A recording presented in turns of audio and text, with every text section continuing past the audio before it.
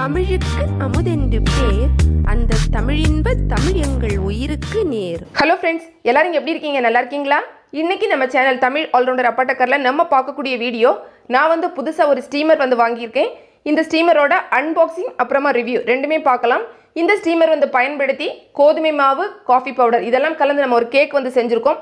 ரொம்ப சாஃப்டாக வந்திருக்கு. இந்த கேக் எப்படி செய்கிறது அதையும் இந்த வீடியோவில் நம்ம பார்க்கலாம். ஃபர்ஸ்ட்டில் நம்ம அன்பாக்சிங் வீடியோ பார்த்துப்போம். இந்த ப்ராடக்ட் பார்த்தீங்கன்னா நான் அமேசானில் வாங்கியிருக்கேன். ஆன்லைன் ஷாப்பிங்கில் தான் வாங்கியிருக்கேன். இப்போ நம்ம அவுட்டர் கவர் நம்ம ஓப்பன் பண்ணிவிட்டு அது என்ன ப்ராடக்ட்னு பார்க்கலாம். இது பார்த்தீங்கன்னா லக்ஸூரியா அப்படிங்கிற ப்ராடக்ட் தான். ஸ்டெயின்லெஸ் ஸ்டீலில் தான் இருக்குது. நான் ஆர்டர் பண்ணது பார்த்தீங்கன்னா அந்த லிட்டு கூட ஸ்டீலில் இருக்கிறது மாதிரி தான் நான் ஆர்டர் பண்ணியிருக்கேன். ஆனால் பிக்சரில் நமக்கு கிளாஸ் லிட்டு கொடுத்துருக்காங்க. ஆனால் நமக்கு தந்திருக்கக்கூடிய ப்ராடக்ட் பார்த்தீங்கன்னா ஸ்டெயின்லெஸ் ஸ்டீலில் தான் நமக்கு கொடுத்துருக்காங்க.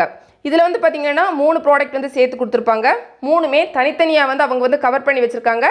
நம்ம 1 by 1 இந்த கவரை ஓப்பன் பண்ணிவிட்டு அதை எப்படி பயன்படுத்தணும் அதை பார்த்துக்கலாம். இதில் பார்த்தீங்கன்னா முக்கியமாக நான் இந்த ப்ராடக்ட் எடுக்கிறதுக்கு காரணம் என்னென்னா, அந்த லிட்டு ஸ்டீலில் இருந்ததான் காரணம். நம்ம நிறைய ப்ராடக்ட் ஸ்டீமரில் இருக்குது, பட் எல்லாமே கிளாஸ் லிட் கொடுத்துருக்காங்க. ஸோ அதுக்காக நான் இந்த ப்ராடக்ட் சூஸ் பண்ணியிருக்கேன். இது பாட்டம். இதில் தான் நம்ம தண்ணி பாயில் பண்ணுவோம். அதுக்கு மேலே நம்ம இந்த ஸ்டீமர் வச்சுக்கிட்டு நமக்கு எது ஸ்டீம் பண்ணணுமோ, அதாவது வெஜிடபிள் சரி இல்லை நூடுல்ஸு, பாஸ்தா இது மாதிரி எது வேணாலும் நம்ம ஸ்டீம் பண்ணிக்கலாம். அதுக்கு மேலே நம்ம இந்த மூடி வச்சுக்கலாம். மூடியில் பார்த்தீங்கன்னா உங்களுக்கு தெரியும், இந்த விசில் கொடுத்துருக்காங்க. குக்கர்லெல்லாம் கொடுக்குறது மாதிரி நமக்கு விசில் ஒன்று கொடுத்துருக்காங்க. இதை பயன்படுத்தி தான் நம்ம கேக் செய்ய போகிறோம். இப்போ நம்ம 1 கப்பு அல்லது அதை விட கொஞ்சம் குறைவாக சுகர் எடுத்துகிட்டு நல்லா பவுடர் பண்ணிக்கலாம். 2 முட்டை உடச்சி ஊற்றிக்கோங்க. இதில் நம்ம பவுடர் பண்ணி வச்சுருக்கக்கூடிய சுகரை சேர்த்துக்கலாம். உங்களுக்கு இந்த ஸ்டீமர் வாங்கணும் அப்படின்னு விருப்பப்பட்டீங்கன்னா அதோட லிங்க் டிஸ்கிரிப்ஷன் பாக்ஸில் கொடுக்குறேன். தேவைப்படுறவங்க கிளிக் பண்ணி பார்த்துக்கோங்க. இதோட விலை என்னது அப்படிங்கிறத நீங்கள் அங்கேயே பார்த்துக்கலாம். இப்போ நம்ம இந்த சுகர் நம்ம சேர்த்ததுக்கு பிறகு காஃபி பவுடர் சேர்க்க போகிறோம். நான் பார்த்தீங்கன்னா ஒரு 1.5 டேபிள் ஸ்பூன் அளவுக்கு சேர்த்துருக்கேன். ஒரு சில பேருக்கு பார்த்தீங்கன்னா அந்த கசப்பு டேஸ்ட் ரொம்ப பிடிக்கும். அப்படி பிடிக்கிறவங்க கொஞ்சம் எக்ஸ்ட்ராவாக நீங்கள் காஃபி பவுடர் சேர்த்துக்கலாம். சேர்த்ததுக்கு அப்புறம் நம்ம நல்லா பிளெண்ட் பண்ணிக்கலாம். நீங்கள் சாதாரணமாக ஹேண்டு விஸ்க் இல்லைன்னா ஸ்பூன் வச்சு கூட பிளெண்ட் பண்ணலாம். மிக்ஸி ஜாரில் கூட நீங்கள் பிளெண்ட் பண்ணிக்க முடியும்.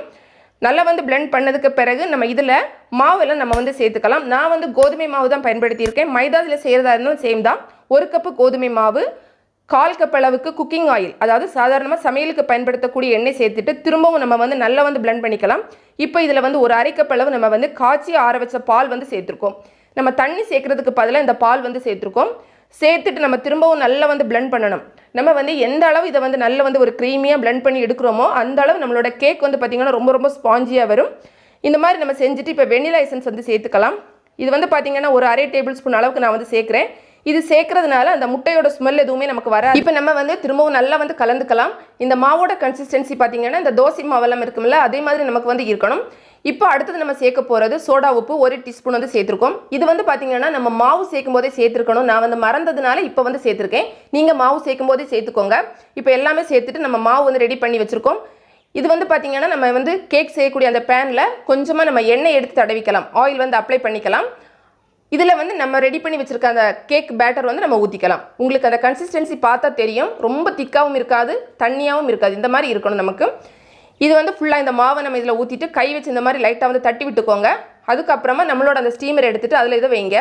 வச்சதுக்கப்புறமா நம்ம என்ன பண்ணோம்னா ஒரு அலுமினியம் ஃபாயில் இந்த மாதிரி பேப்பர் இல்லைனா பட்டர் பேப்பர் அது மாதிரி ஏதாவது எடுத்துகிட்டு நம்ம மேலே கவர் பண்ணிக்கலாம். ஏன்னா நம்ம ஸ்டீம் பண்ணி தான் நம்ம வேக வைக்க போகிறோம். அதில் தண்ணி சொட்டு சொட்டாக விழும். அதுக்காக நம்ம இதை வச்சுருக்கோம்.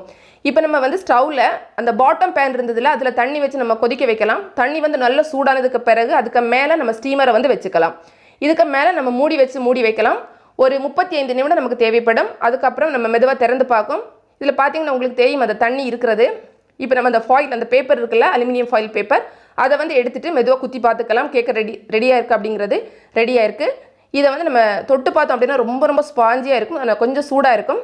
கொஞ்சம் நேரம் நம்ம வெளியே எடுத்து வச்சு நல்லா சூடு ஆற நம்ம வைக்கலாம். அதுக்கப்புறம் சூடு நல்லா ஆறினதுக்கு பிறகு நம்ம கேக் நம்ம கட் பண்ணி சாப்பிட்டுக்கலாம். இப்போ பார்த்திங்கன்னா சூடு ஓரளவுக்கு ஆறிடுச்சு.